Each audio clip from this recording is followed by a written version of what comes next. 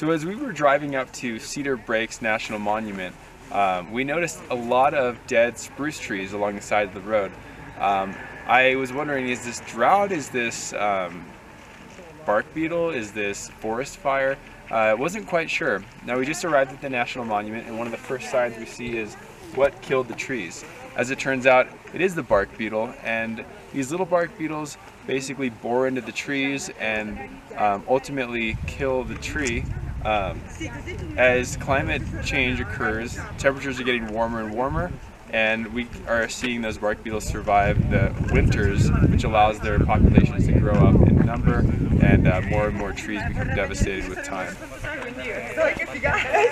So we were just at the visitor center reading about the damage that the bark beetle has caused to spruce trees, and now we're just about 100 feet into this trail on a hike, and we're seeing this firsthand.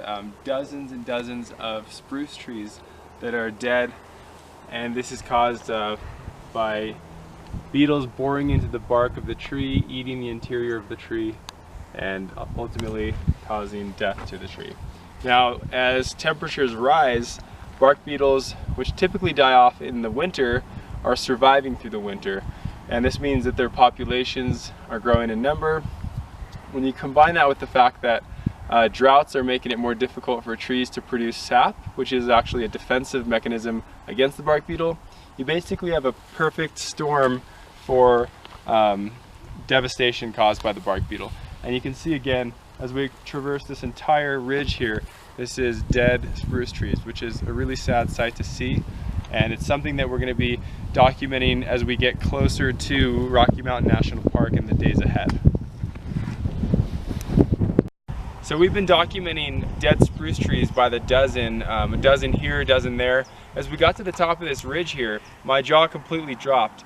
As you look over the horizon, you'll notice a white forest. This is literally hills of white forest, and these are white because they're completely dead trees. And I'm actually completely shocked. I've read a bunch about the bark beetle and forest devastation, but we're seeing it firsthand, and I mean, that is crazy. That's crazy. That's sad.